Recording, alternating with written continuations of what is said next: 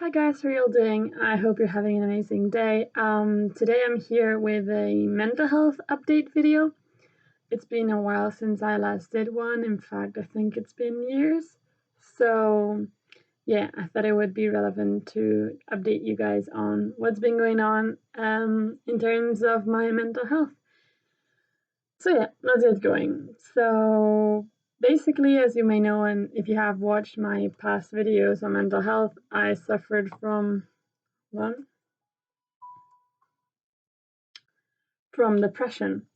I think it was 2 years ago in the summer, and that was really tough. And I was still on antidepressants. So I was still on antidepressants up until November last year. And what happened then is that I started having trouble sleeping. But it wasn't in a bad way. I wasn't anxious or worried. I was just really happy. And I had lots of projects in mind, and I had lots of, positive things to think about. And I wasn't really considering like that I was having a mental health crisis. I was just really pumped and really excited. So I just didn't think much of it. But then I went to a follow-up appointment with my psychiatrist, and she told me to stay the night in hospital. And I was like, what? Like, why? And of course I didn't like it, but like I just had to stay there. I stayed there for I think 2 weeks or something like that. They gave me some medicine, some lithium, and then I was released. I think that was by mid-December. So it was I think 2 weeks that I spent in hospital. And back then I already realized that what I had was not depression. It was bipolar disorder. So let me just tell you very quickly, if you don't know, if you're not familiar, what is bipolar disorder? Basically, bipolar disorder means that your mind goes through ups and downs. You're either very, very happy, which leads you to go manic, or very, very sad, which leads you to go depressed. So what I was experiencing back then when I couldn't sleep, it was hypomania. Basically, that's the stage before mania. That's the stage before you just go balloons. And so, yeah, I was just really on the verge of having a manic attack, a manic episode. But they found the right medicine for me and they released me. And for Christmas, I was able to go home to my family and friends. What happened during Christmas is that everything just went totally wrong, and I was not sleeping. I was like, they gave me some rules to follow in order to keep me within the limits of what's normal, but I just couldn't do it. I was just like all over the place, like going out all the time, meeting all these people, being super friendly. It felt really nice. That's a strange thing.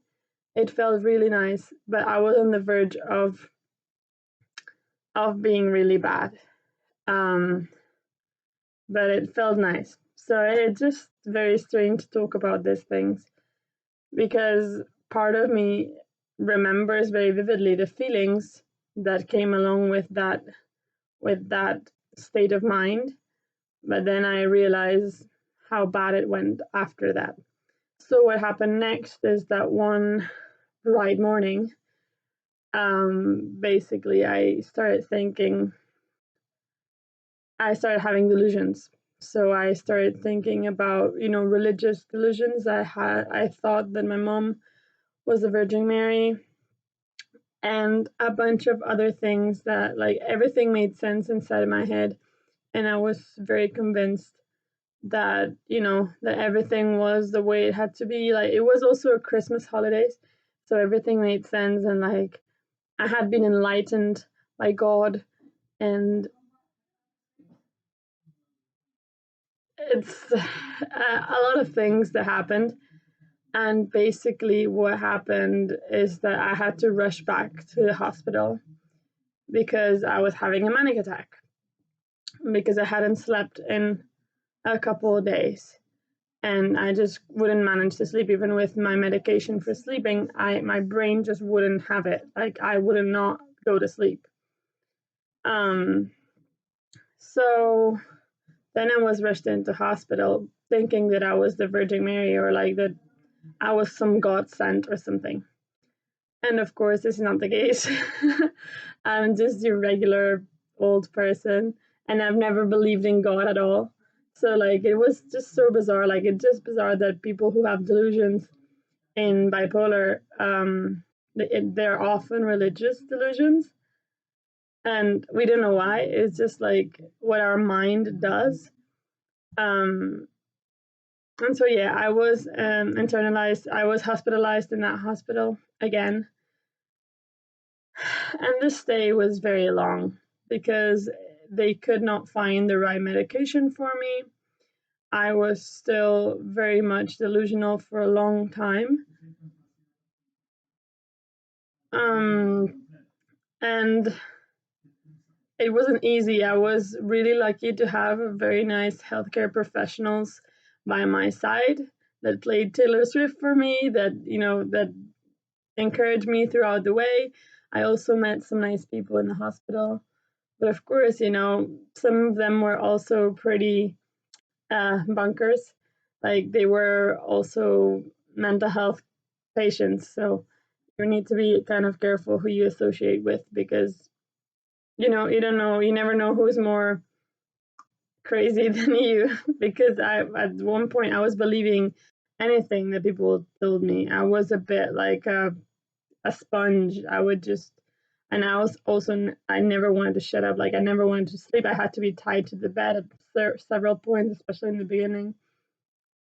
Then they gave me some medications that had a strange effect, which means that I kind of was like a zombie for a while. Um, I I couldn't really talk or speak. I mean, talk or speak very well today. Talk or eat. I had to be fed. It felt like I was a strange zombie baby or something.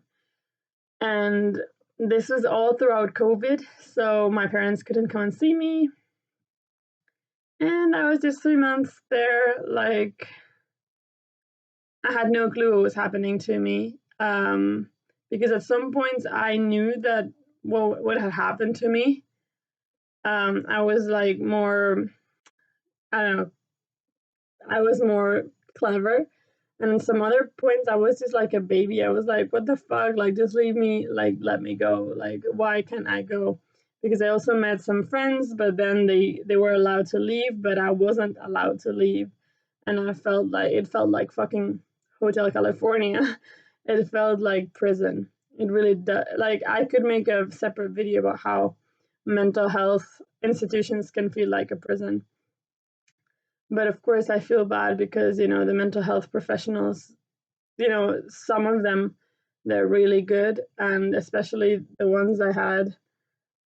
I mean, I cannot complain about them, and I am very lucky that they were there to listen to me because there's different approaches to mental health.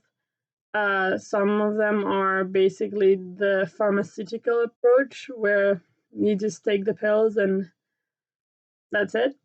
And then the more psychological approach where you just talk to people, have music therapy, have group therapy, things like that.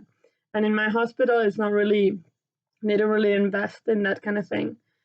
They don't have programs or things like that that people can take part in.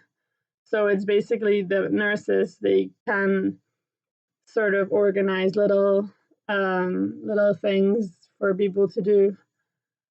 But yeah, I don't know. It's not really the best.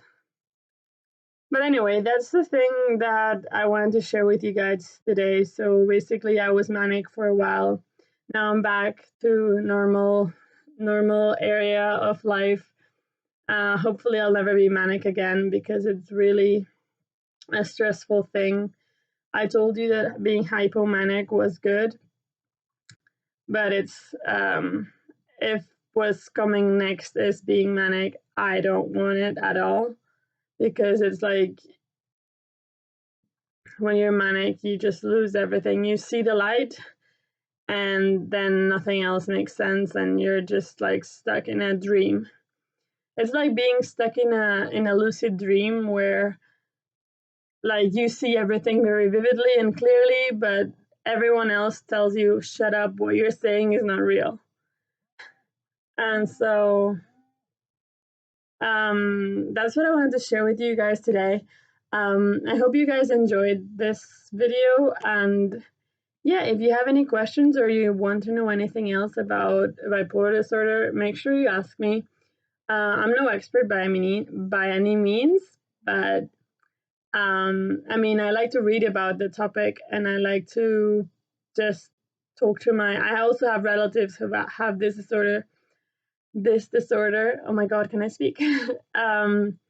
And yes, I like to just investigate it on my own, and I don't know, I just think it's an interesting topic, at least.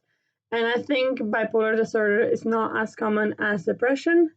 So yeah, maybe you've learned something new. Anyway, so have a nice time, guys, and see you soon. Bye bye.